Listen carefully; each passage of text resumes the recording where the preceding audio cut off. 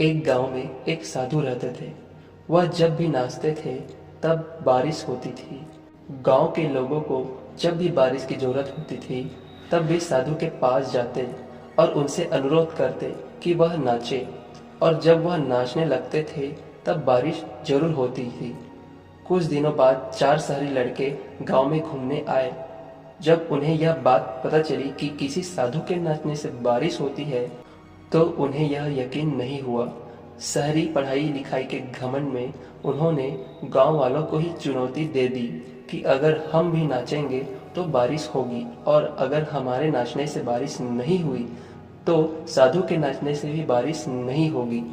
अगले दिन सुबह सुबह गांव वाले उन लड़कों को लेकर साधु की कुटिया के पास पहुंचे। गांव वालों ने साधु को सारी बात बताई। फिर लड़कों ने नाचना शुरू किया। पहले लड़के ने नाचना शुरू किया। आधा घंटा बीत गया। फिर पहला लड़का थक कर बैठ गया, पर बादल नहीं दिखे। कुछ देर बाद दूसरे लड़के ने नाचना शुरू किया और 1 घंटे बीतते बीतते वह भी थक कर बैठ गया। बाकी दोनों लड़कों ने भी ऐसा ही किया, पर बारिश नहीं हुई। अब साधु की बारी थी। उसने नाचना शुरू किया। 1 घंटा बीत गया पर बारिश नहीं हुई, पर साधु फिर भी नहीं रुका। वह नाचता ही रहा। नाचते नाचते 2 घंटे बीत गए पर बारिश नहीं हुई।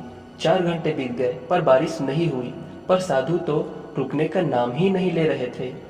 धीरे धीरे शाम ढलने लगी और तभी बादलों की गड़गड़ाहट सुनाई दी और थोड़ी देर बाद जोरों की बारिश होने लगी।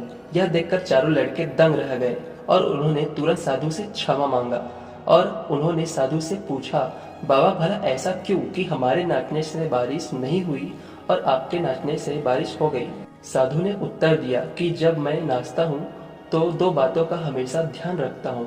पहली बात तो मैं यह सोचता हूँ कि अगर मैं नाचूंगा तो बारिश जरूर होगी, और दूसरी यह कि मैं तब तक नाचूंगा जब तक बारिश नहीं होती। सफलता पाने वाले में भी यही गुण विद्यमान होता है कि वह जिस भी काम को करते हैं उन्हें उसमें सफल होने का पूरा भरोसा होता है, और वह तब तक उस काम को करते हैं जब तक कि वह सफल नहीं हो जाए। इसलिए अगर हमें सफलता प्राप्त करनी है तो इस साधु की तरह ही अपने लक्ष्य को प्राप्त करना होगा।